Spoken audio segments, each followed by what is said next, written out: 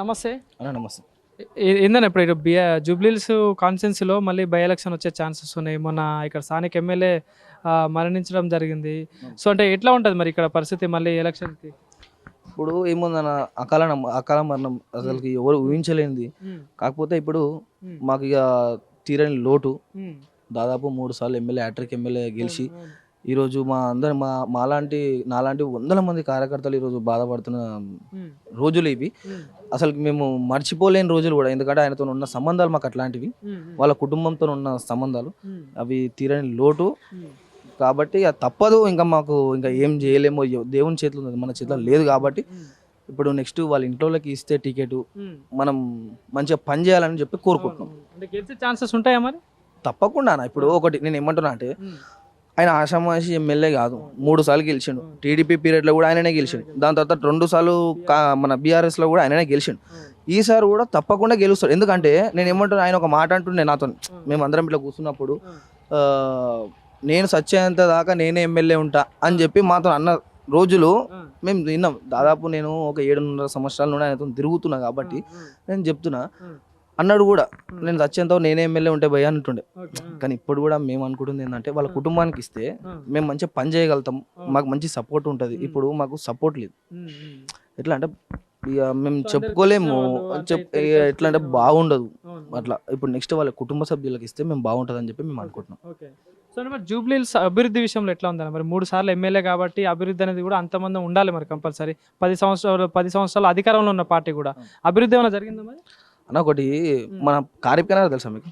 కారిప్కనార్లో గుడిసెలు ఉండే, అటు సైడ్ ఇటు సైడ్. ఇప్పుడు గుడిసెలు లేవు. ఇప్పుడు ఏమైపోయిందంటే ఫుట్ పార్టీషన్. ఒకప్పుడు బండ్లు పోతుంటే బండ్లు పంచర్లు అవుతుండే. ఇప్పుడు చూసుకోండి ఎట్లుంది. దాని తర్వాత ఇప్పుడు ఎస్పీఆర్ఎల్ చూసుకోండి, మొత్తం గుంతలు ఉండే అవంతా. ఇప్పుడు ఆడ ఏమైంది, అంబేద్కర్ భవన్ కట్టిరు, ఎదురుగా రిజర్వేర్ కట్టిరు. దానికి మన శంకుస్థాపనకి మన మంత్రి గారు వచ్చారు.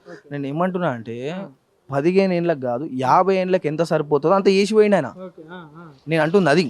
15 ఏళ్ళకి ఏం చేసిండా లేదా అనే కాదు. ఒకసారి మీరు గతంలో 12-13 సంవత్సరాల క్రితం చూసుకోండి ఫోటోలు. దాని తర్వాత ఇప్పుడు ఒకసారి చూడండి, అప్పుడు మీకే తెలిసిపోతుంది. ప్రజలకందరికీ మంచి పనులు అయితే చేసే పోయిందంటాం అన్న.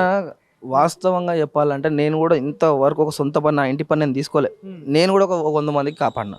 ఎట్లా ఎమ్మెల్యే గారు త్రూ, అంటే నేను ఏదో కాపాడినట్టు కాదు, కానీ ఎమ్మెల్యే గారితో నేనే ఒక 100 మందికి పనులు చేయించిన. ఇక నాలాంటి వాళ్ళు ఎంతమంది ఉంటారు జూబ్లీహిల్స్ కాన్స్టిట్యున్సీలో? 7 డివిజన్లు ఉన్నాయి మాది, ఒక్కటి కాదు 7 డివిజన్లు.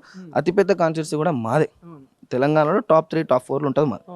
అంత పెద్ద కాన్స్టిట్యున్సీలో ఎంతమంది 100 మంది చేపించి ఉంటారు, 100 మందికి ఎంత 1000 మందికి మెయిల్ చేసి ఉంటాడు, ఒకసారి మీరే తెలుసుకోండి. ఇప్పుడు ఈ వర్షాకాలం వస్తూ ఉందని అంటే నార్మల్గా యూసఫ్ కూడా జూబ్లీహిల్స్ అనేసరికి వరద ప్రాంతంగా తెలుసు అందరికీ. సో మరి ఎట్లా మరి ఆ డ్రైనేజ్ సమస్యలు అవన్నీ ప్రాబ్లం క్లియర్ ఉన్నాయని నా ఇప్పుడు నేను ఏమంటున్నా అంటే, ఒకటి చేసే కొద్ది ఇంకోటి వస్తూనే ఉంటుంది. ఎందుకంటే ఇది వీడికే ఫుల్ స్టాప్ పెట్టేది కాదు. ఎంత చేసినా సరే, ఇప్పుడు నువ్వు 100 కోట్లు కాదు, 100 కోట్ల అయ్యే పని 1000 కోట్లకి చేసినా సరే నీకు ఏదో ఒకటి మళ్ళీ లోపాలు ఉంటాయి.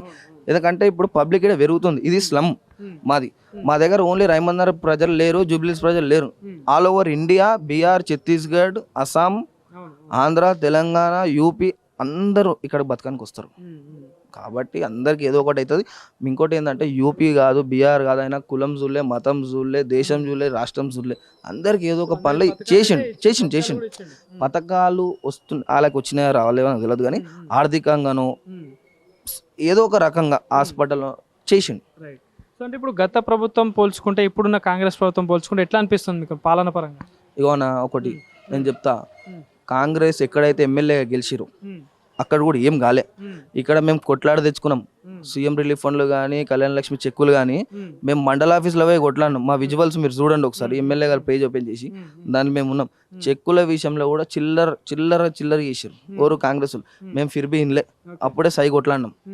ఏడా ఖైరతాబాద్ మండల ఆఫీసులో మీరు చూసుకోండి ఒకసారి పోయి. ఎప్పుడు దాదాపు సంవత్సరం అవుతుంది అంతే. అప్పుడు కొట్లాడి మేము అన్నీ తెచ్చుకున్నాం అన్న. ఏదో ఆశామాష పోయి తెచ్చుకోలే. కాంగ్రెస్ పీరియడ్లో ఏం ఇక్కడ మంచిగా ఏం లేదు. ఆ టైంలో కూడా ఏం కాలే, ఈ టైంలో కూడా ఏం కాలే. మరి కాంగ్రెస్ ప్రభుత్వం ప్రజాపాలన అంటా ఉన్నారు, 6 గ్యారెంటీలు అంటా ఉన్నారు, మరి ఏమైనా అమలు అవుతున్నాయి అట్లా? ప్రజలు ఏమంటా ఉన్నారు? ఇప్పుడు ప్రజల కంటే ఎక్కువ మాకంటే ఎక్కువ మీకే తెలుసు. అవుతున్నాయా అని నీకు అడుగుతున్నా. అయితే కాదు అంటే ప్రజలు కొంతమందికి అందుతున్నాయి, కొంతమందికి అందట్లేదు అంటా ఉన్నారు. అదే ఎవ్వరికి ఏం అందట్లే భయ్, ఎవ్వరికి ఏం అందట్లే. నేను అంటుంది అది, ఎవ్వరికి ఏం అందట్లే ఈడ. మేమే ఇంకా అంతో ఇంతో కొట్లాడి చేయించుకుంటున్నాం. మేము మోరీల కాడ నారాల కాడ వండుకోవాల్సి వస్తుంది మేము. రాత్రి పిఎస్లలో చుట్టూ ఓనికి ఏమైనా అయితే పోయి రాత్రి 2-3 అవుతుంది మాకు వచ్చేలోపు. మేము ఆన్కింగ్కి ఫోన్లు చేసేలోపు మా ఎమ్మెల్యే ఉంటే మేము ఎమ్మెల్యే సాబ్కి రాత్రి 3 గంటలకు ఫోన్ చేసి మేము ఇడిపించుకొస్తుండే. ఇప్పుడు ఏం చేయాలి మరి? సో మరి ఇప్పుడు అటు కాంగ్రెస్ నుండి కూడా ఒక 3 పేర్లు వినిపిస్తూ ఉంది, బీఆర్ఎస్ నుండి కూడా మళ్ళీ విష్ణువర్ధన్ రెడ్డి గారి పేరు వినిపిస్తూ ఉంది, ఇంకోటి బీజేపీ నుండి కూడా దీపక్ రెడ్డి గారి పేరు వినిపిస్తూ ఉంది. సో ఎట్లా ఇప్పుడు ఇందాక మీరు చెప్పిళ్ళు వాళ్ళ ఇంట్లో వాళ్ళకి ఇస్తే డెఫినెట్గా గెలుస్తారని చెప్పేసి, ఒకవేళ టికెట్ రాకపోతే ఎవరికి ఛాన్సెస్ ఉంటాయి మరి? ఇప్పుడు దీపక్ రెడ్డి అని చెప్పేసి అన్నారు. దీపక్ రెడ్డి ప్రజలు ఎప్పుడైనా తిరిగినప్పుడు మీ విజువల్స్ ఏమన్నా చూసిరా? ఎలక్షన్ ముందు వచ్చి ఈడ నేనే నించొని నామినేషన్ వేసి పోతా అంటే కాదు ఈడ. ఇది ఎందుకంటే ఇది చాలా పెద్ద కాన్స్టిట్యున్సీ. ఈడ ప్రజల నాడే తెలుసుకోవాలంటే ఆషామాషి కాదు. మా ఎమ్మెల్యే కూడా ఒక 5 సంవత్సరాలు పట్టింది. దాని తర్వాత 2 సార్లు మళ్ళీ కొట్టిండు, జాక్పాట్లో కొట్టిండు. ఈడ మొన్న కాంగ్రెస్ ఊపులో కూడా మా ఎమ్మెల్యే 16,400 మెజారిటీతో గెలిచిండు. ఈడ నామినేషన్ నేను ఒకటి ఏమంటున్నా అంటే ఈడ కానీ ఎమ్మెల్యే వాళ్ళ భార్యకో వాళ్ళ కొడుకుకో ఎవరికైనా ఇచ్చారనుకో పోటీ అనేది ఉండదు. ఒకవేళ ఉన్నా సరే మా శక్తులకు మించి మేము కొట్లాడి తెచ్చుకునే శక్తి మాకుంది తప్పకుండా.